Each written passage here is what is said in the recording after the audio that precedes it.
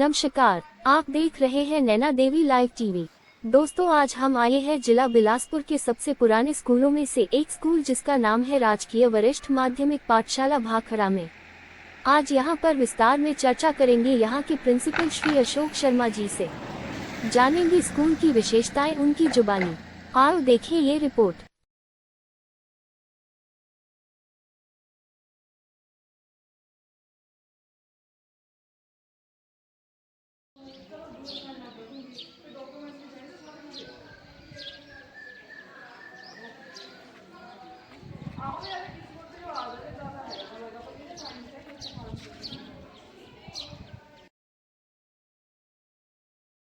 नमस्कार दोस्तों, आप देख रहे हैं नैना देवी लाइव टीवी और मैं हूं आपका दोस्त बलदेव ठाकुर।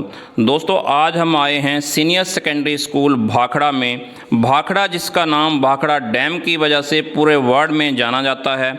आज हम बात करेंगे स्कूल के प्रिंसिपल श्री अशोक शर्मा जी से। जानेंगे स्कूल के इतिहास के बारे में, कौन कौन से सब्जेक्ट यहाँ पर पढ़ाए जाते हैं। बात करेंगे स्टाफ पोजीशन पर, बात करेंगे कि सरकारी स्कूलों में बच्चों की संख्या क्यों कम हो रही है। तो आओ बात करते हैं भाखड़ा स्कूल के प्रिंसिपल श्री अशोक शर्मा जी से। जी नमस्कार sir, Naina Devi live TV में आपका स्वागत है। पहला क्वेश्चन मेरा आपसे ये है कि आज हम आए हैं आपके भाखड़ा स्कूल में। स्कूल कितना पुराना है और क्या क्या इस स्कूल की उपलब्धियां हैं, थोड़ा सा बताइए। जी, सबसे पहले तो मैं आपका हमारे इस विद्यालय परिसर में आने पर धन्यवाद करूंगा। आपके चैनल का भी, आपका भी, जो आपने अपना कीमती वक्त देकर यहाँ इसको हमारे विद्यालय को के बारे में कुछ जानने की कोशिश की है। तो आपका यहाँ पे अभिनंदन है, स्वागत है। और इसके साथ ही आपके व्यूअर्स को भी मैं सबको नमस्कार करता हूँ आपके चैनल के माध्यम से।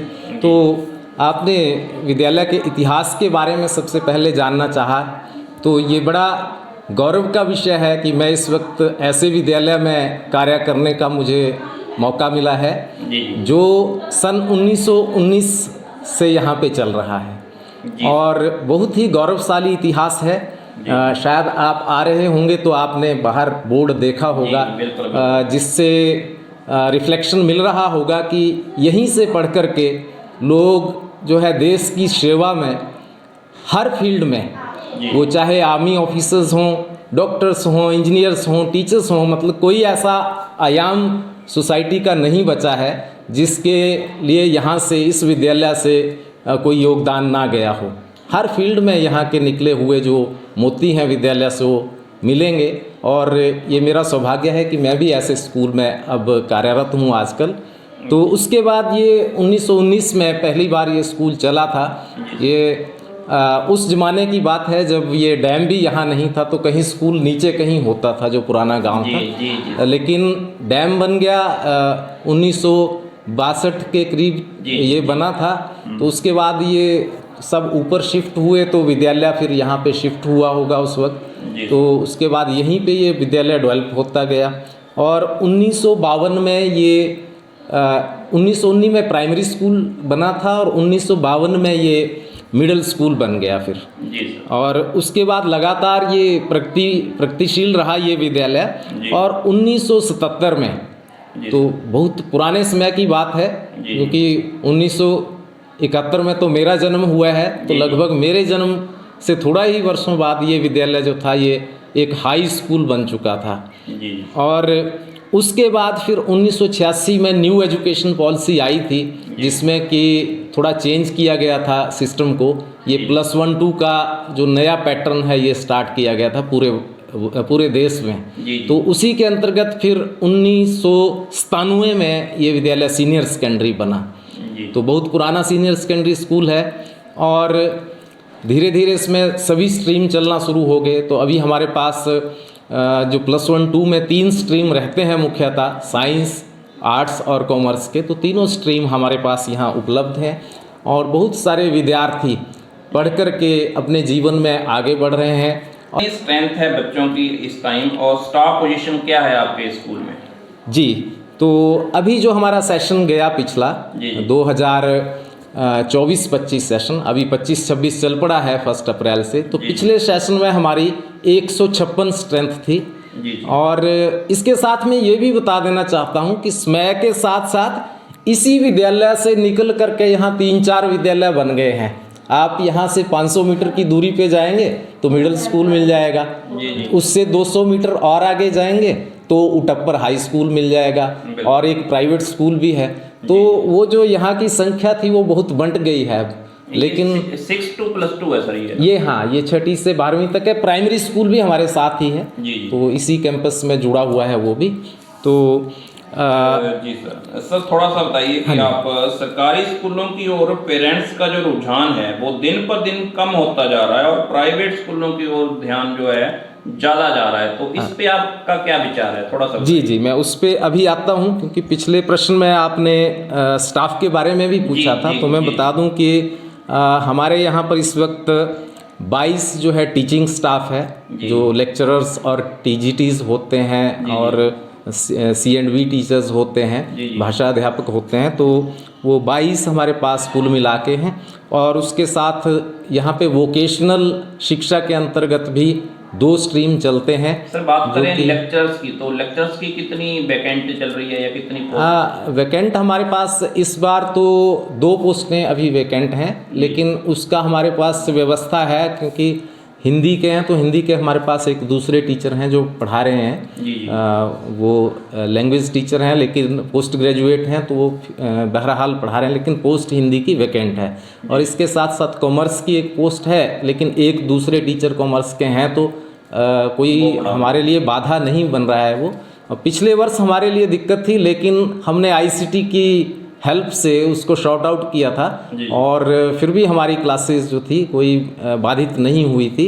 वो हम विषय विशेषज्ञों से दूर से ही, क्योंकि हमारे पास यहाँ कॉन्फ्रेंसिंग ICT रूम्स अवेलेबल हैं, तो उसके माध्यम से अच्छे टीचर्स से हम पढ़ाते रहे विद्यार्थियों को। तो इस बार तो हमारे पास कोई ऐसी दिक्कत नहीं है, क्योंकि हमारे पास साइंस फैकल्टी में सभी अध्यापक हैं, आर्ट्स में भी हैं और कॉमर्स में भी अध्यापक हैं। और इसके साथ हमारे यहाँ वोकेशनल शिक्षा के भी 2 स्ट्रीम, इंटरनल सिक्योरिटी और हेल्थ केयर चलता है, तो उसके भी 2 टीचर्स हैं, वोकेशनल ट्रेनर्स जिनको बोलते हैं, और 2 नॉन टीचिंग है। हाँ, कार्यालय में हमारे पास कुछ पोस्टें, जैसे कार्यालय अधीक्षक होता है, क्लर्क होता है, ये खाली चल रही हैं, लेकिन क्लरिकल पोस्ट खाली है। हाँ खाली हैं।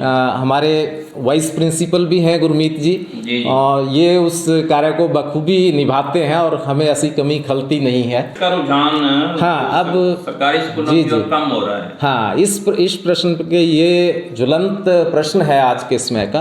तो इसमें बहुत से कारण हैं, कोई एक कारण इसका है नहीं, क्योंकि कई स्कूल ऐसे हैं जहाँ पोस्टें वैकेंट रह जाती हैं दूर दराज होने के कारण।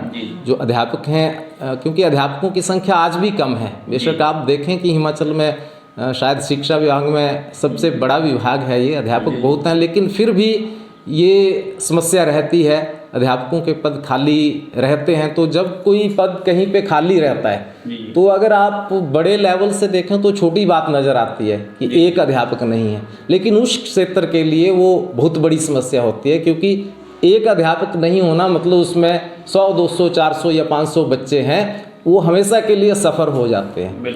तो ये सबसे बड़ा कारण रहता है ये मुख्यतः। वैसे ये कारण अलग अलग होते हैं विद्यालयों के, लेकिन मुख्यतः रहता है। दूसरा है जो इशू रहता है, प्राइवेट स्कूल्स की तरफ लोग जाते हैं, ट्रांसपोर्टेशन का एक उन्होंने बड़ा इफेक्टिव मैनेजमेंट किया होता है। वो अपनी बसेस चलाते हैं और घर घर से पिक करके बच्चों को लाते हैं। तो हमारे पास ऐसी व्यवस्था नहीं होती। हालांकि गवर्नमेंट ने सुविधा दी है, गवर्नमेंट बसेस में विद्यार्थियों को ट्रैवल करना फ्री होता है होम टू स्कूल, लेकिन वो कई बार होता है जियोग्राफिक कंडीशंस ऐसी होती हैं हिमाचल की, टाइमिंग का इशू है, कुछ रूट्स का इशू रहता है, जियोग्राफिकल कंडीशंस का इशू रहता है। तो ऐसे बहुत से कारण रहते हैं, लेकिन फिर भी ऐसा नहीं कह सकते कि रुझान बहुत ही कम है। बहुत सारे अच्छे स्कूल्स हैं। अगर हम देखें तो कई स्कूल ऐसे भी हैं जहां एडमिशन के लिए भी कंपटीशन चल रहा है। तो लेकिन ये अलग अलग है क्षेत्र में, हर क्षेत्र में। तो वहाँ पर जो सुविधाएं हैं उसके अनुसार ही लोग ये निर्णय लेते हैं।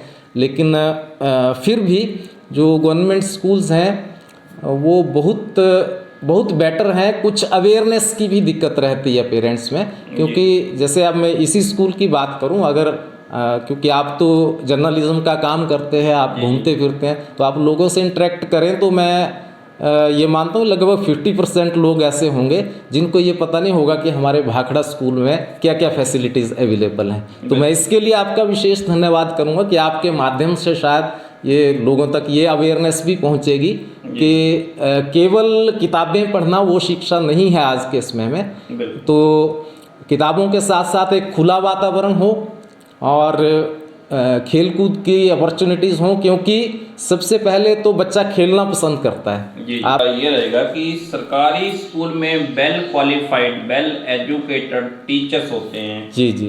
तो पे भी उनको सरकार की तरफ से अच्छी दी जाती है। जी जी। लेकिन ये कौन सी कमी है कि सर सरकारी स्कूल के टीचर भी अपने बच्चों को प्राइवेट स्कूलों में एडमिशन कराने में प्रेफरेंस देते हैं, जबकि क्या कारण है कि उनको सरकारी स्कूलों में ही विश्वास नहीं है सरकारी टीचर्स को? थोड़ा सा आप बताइए इसके बारे में। हाँ, ये बड़ा कॉमन प्रश्न आपने किया है, लेकिन इसकी बहुत सी एक्सेप्शन भी हैं, हमारे विद्यालय में ही मिल जाएंगी। अभी हमारे यहाँ देशराज जी हैं, पॉलिटिकल साइंस के लेक्चर हैं, उनके सारे बच्चे यहीं पढ़ते हैं। हमारे यहाँ मैडम अनुराधा जी हैं हिस्ट्री की, उनका बच्चा भी +2 के एग्ज़ाम दे के बाहर निकल रहा है। और हाँ, यहाँ जोगिंदर जी हैं, उनकी बच्ची यहाँ जो जितेंद्र जी हैं हमारे प्राइमरी स्कूल में, उनकी बच्ची हमारे विद्यालय में है। तो बहुत सारे बच्चे हैं, ये एक जनरल धारणा बन गई है। हाँ, ऐसा एक सामान्य रूप से ये प्रश्न सही है कि ऐसा होता है, तो उसके बहुत से कारण होते हैं। क्योंकि जो टीचर सिस्टम में है, एक विद्यालय में है, अगर उस विद्यालय में 4 पोस्टें मान लो कहीं खाली हैं, तो उस टीचर को स्वयं अंदर से पता होगा यार यहाँ पोस्टें खाली हैं, तो यहाँ पे मेरे बच्चे को सारी एजुकेशन नहीं मिल सकती, मतलब अवेयर ज़्यादा होता है इस मामले। हाँ, कोई अच्छा स्कूल होगा तो टीचर स्वयं प्रेफर करता है। अब मैंने अपने विद्यालय को उदाहरण दे दिया कि यहाँ पढ़ रहे हैं बच्चे। फिर इसका जवाब दिया जी। एक बात और है इसमें जो मैं आप जरूर शेयर करना चाहता हूँ। इसके साथ साथ कई बार अध्यापकों की भी इसमें वो लाना चाहते हैं, पर कई बार ऐसी स्थिति होती है कि अध्यापक का घर कहीं और है, उसकी पोस्टिंग कहीं और है, तो बच्चे को अपने साथ नहीं रख सकता, फिर उसको कहीं वहीं रखना है, तो वहाँ जो विद्यालय होगा उसमें भेजेगा वो किसी अच्छे स्कूल में। तो ऐसी बहुत सी अलग अलग कारण इसके हैं, लेकिन बहुत से जगह जो है बच्चे पढ़ भी रहे हैं, ऐसा नहीं है। और कुछ आजकल कॉम्पिटिटिव ज़माना है, तो मार्केटिंग भी चलता है इसमें। ठीक है, जो क्योंकि हमारा उद्देश्य तो है, गवर्नमेंट स्कूल जो है इनका उद्देश्य होता है एक अच्छा नागरिक बनाना बच्चे को। और अगर आप प्राइवेट स्कूल की तरफ जाएं तो मैं नहीं बोलूँगा, उद्देश्य आपको पता होगा क्या है उसका। ठीक है, क्योंकि वो मार्केट में उतरे हैं तो उनका उद्देश्य कुछ और रहता है। तो वो एक फिर उनकी स्ट्रेटजीज और उनके काम करने के तरीके अलग होते हैं, वो उसको एक एज ए मार्केट की तरह लेते हैं। तो ऐसे बहुत से कारण मिल जाएंगे अलग अलग जगह जगह, लेकिन इस विद्यालय में मैं गर्व के साथ कह सकता हूँ कि हमारे लगभग बहुत सारे अध्यापकों के बच्चे यहीं पढ़ रहे हैं। और उसके कारण ये मैं अपील भी करूंगा अपने साथियों से कि अगर आप ऐसी स्थिति में हैं कि वहाँ विद्यालय ठीक ठाक है और आप वहीं हैं, तो पढ़ाएं वो बच्चों को, क्योंकि आप स्वयं भी वहाँ होंगे तो और अच्छा कार्य हो पाएगा। आखिरी सवाल आपसे हमारा ये रहेगा कि पेरेंट्स या बच्चों से आप क्या अपील करेंगे कि वो सरकारी स्कूल में ही अपने बच्चों को पढ़ाएं या आपके स्कूल में पढ़ाएं? जी, ये आपने बहुत अच्छा ध्यान दिलाया है। तो हाँ बिल्कुल, तो बहुत सी बातें तो अभी हम बात कर रहे तो नोटिस में आ ही गई होंगी, लेकिन सबसे पहला प्रश्न कि आप अगर पूरे देश प्रदेश को छोड़ दें, अपने विद्यालय की बात करूं तो भाखड़ा विद्यालय में, भाखड़ा के इस government senior secondary school Bhakra में यहाँ के समाज के लोग अपने बच्चों को क्यों भेजें, तो मैं कुछ बातें आपके समक्ष रखूँगा। सबसे नंबर 1 है यहाँ पर फैकल्टी। जो हमारे पास साइंस, कॉमर्स और आर्ट्स में जो फैकल्टी है, बहुत ही ट्रेंड, वेल एजुकेटेड और एक्सपीरियंस्ड, जिनको वर्षों हो गए हैं पढ़ाते पढ़ाते, और वो बच्चे की शक्ल देख के समझ आते हैं कि इसको कहाँ पे दिक्कत आ रही है, इतना उनका अनुभव है। जी। तो आप ऐसे अध्यापकों के पास क्यों ना भेजें अपने बच्चों को। जी। तो सबसे पहले है कि हमारी फैकल्टी बड़ी साउंड है इस वक्त, और साइंस में पिछले वर्ष थोड़ी रिटायरमेंट्स और ट्रांसफ़र हुई थी, जो कि टीचर्स आ गए हैं और बहुत अच्छे टीचर्स हमारे पास आए हैं यहाँ पे इस वक्त जो उपलब्ध हैं। और इसके साथ साथ दूसरी जो बात कहना चाहूँगा मैं कि इस विद्यालय में क्यों भेजें, अभी आप देखेंगे कितना बड़ा परिसर है।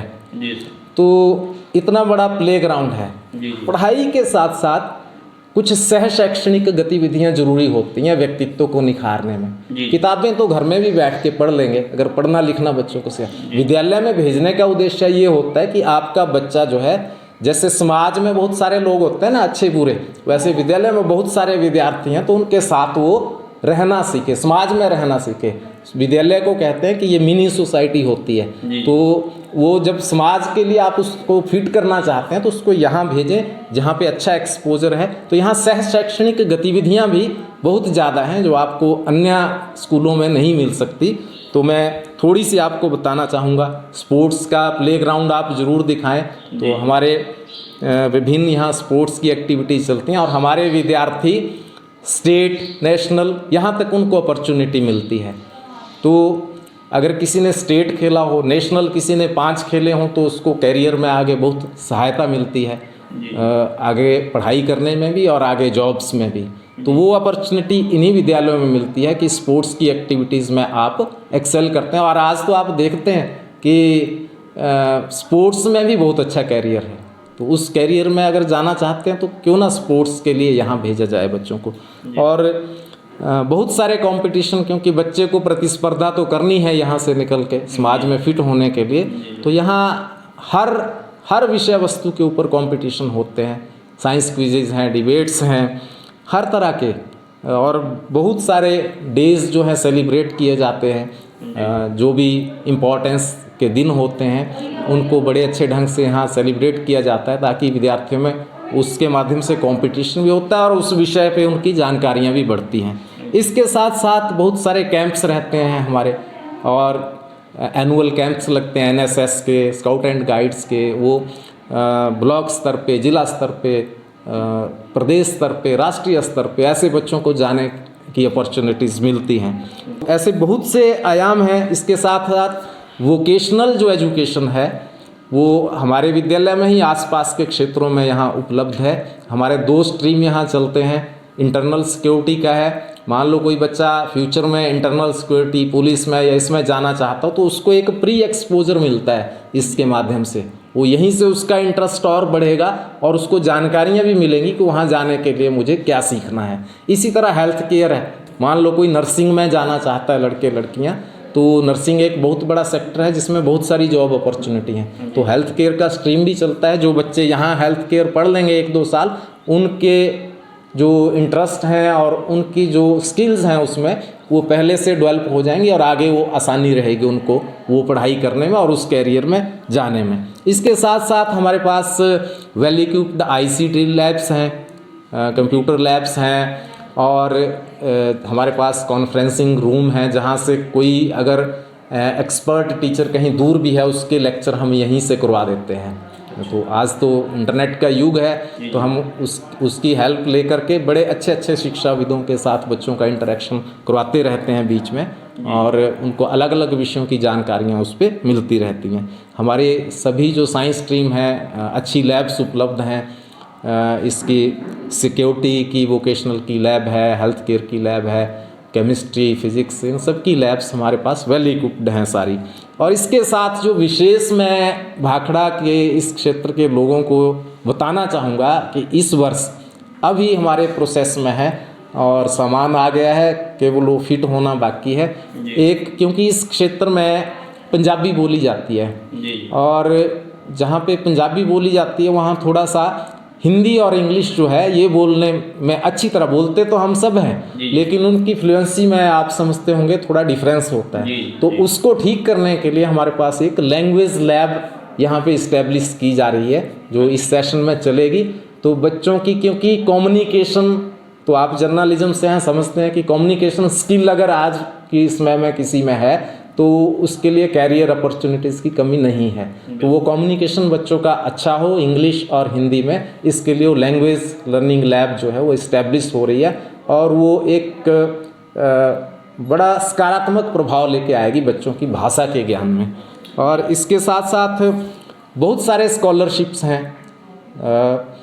जो बच्चे पढ़ने में अच्छे हैं या इकोनॉमिकली वीक हैं, बहुत विभिन्न तरह के प्रदेश स्तर के और केंद्र सरकार के और प्रदेश सरकार के दोनों की तरफ से अलग अलग तरह के स्कॉलरशिप होते हैं और 18-18 हज़ार तक का स्कॉलरशिप बच्चे को मिलता है। तो अगर किसी को 18 हज़ार का स्कॉलरशिप मिल जाता है और वो पढ़ना चाहता है तो उसके लिए कोई फाइनेंशियल जो है कोई कंस्ट्रेंट नहीं है, कोई बाधा नहीं है उसके लिए। और टेक्स्ट बुक फ्री मिलती हैं जी। MDM है, बच्चों को पौष्टिक आहार मिलता है। और इसके साथ साथ विशेष रूप से बताना चाहूँगा, हमारे विद्यालय में एक है career and guidance and counselling, एक सेल बना होता है। तो हम बच्चों को छठी से ही थोड़ा थोड़ा बताना शुरू कर देते हैं, फिर 9वीं में बच्चों को थोड़ा और डिटेल में बताते हैं और उनको अवेयर करवाते हैं कि वो क्या बनना चाहते हैं तो उनको क्या पढ़ना है। क्योंकि ये बड़ी दिक्कत होती है कि बच्चों को हम ये डाल देते हैं कि ये बनना है, बट वो कैसे बनना है वो बच्चों को जानकारी नहीं होती है। और दूसरा कि उस बच्चे में है क्या गुण, वो वास्तव में है क्या बनने के काबिल है, जो उसके अंदर गुण हैं, क्योंकि सबके गुण अलग अलग होते हैं। तो ये कैरियर जो गाइडेंस है उसके अंदर हम बच्चों पे ध्यान दे रहे हैं अब, और वो बच्चों की मैपिंग करके वो ताकि अपने चॉइस के कैरियर में आगे बढ़ सकें और उसी हिसाब से वो पढ़ाई कर सकें। तो उसके लिए हम ये कैरियर गाइडेंस एंड काउंसलिंग का जो सेल है इसके माध्यम से काम कर रहे हैं और उसके सकारात्मक परिणाम हमारे सामने अब धीरे धीरे आ रहे हैं। और बहुत सारे क्लब्स हैं, बच्चों की हॉबीज़ हैं, उसके अनुसार बहुत सारे क्लब अवेलेबल हैं। वो किसी भी क्लब में बच्चे अपने हॉबी के अनुसार जा सकते हैं। रोड सेफ्टी क्लब है, साइंस क्लब है, मैथ्स क्लब है, एंटी ड्रग क्लब बना होता है ताकि बच्चे, क्योंकि आजकल नशे की प्रवृत्ति समाज में बढ़ रही है तो उससे कैसे बच्चे बच सकें, तो वो सब हमारे विद्यालय में मतलब जो भी हम सोच सकते हैं वो विद्यालय में उपलब्ध है। तो अब इतना सब कुछ है तो इस भाखड़ा की सोसाइटी के लिए है। तो मैं लोगों से आग्रह करूंगा कि आप अपने विद्यालय के बारे में जानें और यहाँ अपने बच्चों को भेजें। और इसके साथ साथ अगर आपको फिर भी कोई कमी लगती है, विद्यालय तो आपका है, हम तो सेवा करने के लिए आते हैं। 2 साल यहाँ होंगे फिर दूसरे विद्यालय में होंगे, तो आप हमारे साथ यहाँ खुली चर्चा करिए, आपका स्वागत होगा यहाँ पर और हम वो सारी कमियां दूर भी करेंगे समय के साथ साथ आपके सहयोग से। तो इतना मैं कहना चाहता हूं और उम्मीद है कि दर्शक यहाँ भाखड़ा के सब लोग देखेंगे और यहाँ विद्यालय में वो आएंगे, विद्यालय को देखेंगे और यहाँ जो चीज़ें हैं जिनके बारे में उनको पता नहीं है वो जानेंगे। और उम्मीद करता हूँ कि अपने बच्चों को भी वो यहीं पढ़ने के लिए भेजेंगे, क्योंकि ये एक ऐतिहासिक विद्यालय है और जो यहाँ के जितने भी लोग बुजुर्ग मुझे मिलते हैं वो यादें सुनाते हैं कि हम इसी विद्यालय से पढ़ के गए हैं और ऐसा विद्यालय होता था और बड़ा योगदान है इस विद्यालय का, वही बोलते हैं। तो ये योगदान आगे तक चलता रहे, ये मैं भी चाहता हूँ और इसके लिए मैं जो भी कर सकता हूँ वो मैं करूँगा और लोगों से भी अपील करूँगा कि यहीं अपने बच्चों को भेजें। जी सर, आपने सर अपना कीमती समय दिया, आपने विस्तार से हमारे साथ चर्चा की, इसके लिए नैना देवी लाइव टीवी की तरफ से आपका बहुत बहुत धन्यवाद। मैं आपका भी बहुत धन्यवाद करता हूं क्योंकि आपने बड़ा कीमती वक्त दिया है और ये बड़ा उचित समय है क्योंकि आजकल बच्चों की एडमिशन्स चल रही हैं। तो आप ज़रूर यहाँ की सोसाइटी तक ये बात समाज तक पहुँचाएँगे कि वो अपने बच्चों को वहाँ भेजें जहाँ वो एक अच्छा व्यक्तित्व अपना बना सके। धन्यवाद।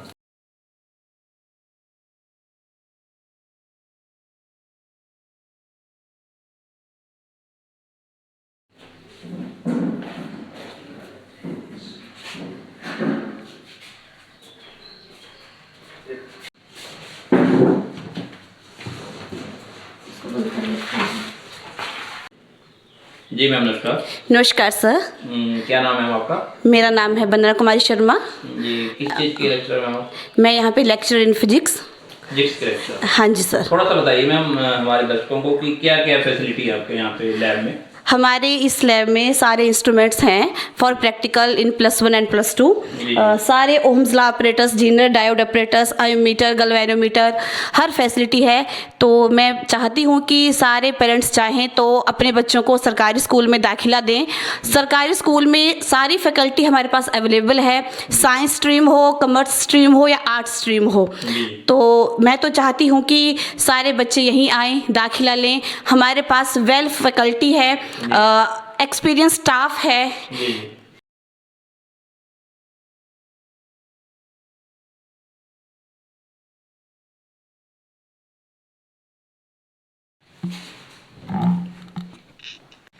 ये आपको बायो लैब दिखा रहे हैं स्कूल की।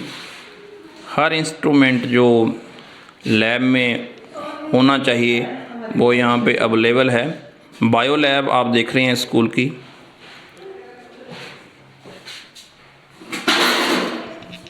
ये केमिस्ट्री लैब आपको दिखा रहे हैं भाखड़ा स्कूल से। अभी जो इनके इंस्ट्रूमेंट, जो केमिकल वगैरह जो भी इनके यूज़ होते हैं यहाँ पे, ये देखिए हर चीज़ यहाँ पे अवेलेबल है। तो मुझे नहीं लगता सरकारी स्कूल और प्राइवेट स्कूल का कहीं पे कंपटीशन है। तो मेरी आप सभी पेरेंट्स से भी अपील रहेगी कि एक बार आप स्कूल में विज़िट करें और अपने बच्चों को ज़्यादा से ज़्यादा सरकारी स्कूलों की ओर लेकर आएँ।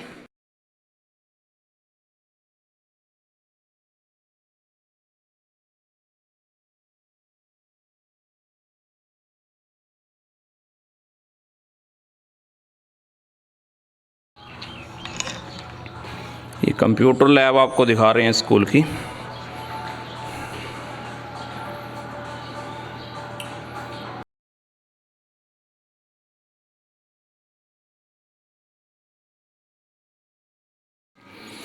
तो ये थे सीनियर सेकेंडरी स्कूल भाखड़ा के प्रिंसिपल श्री अशोक शर्मा जी।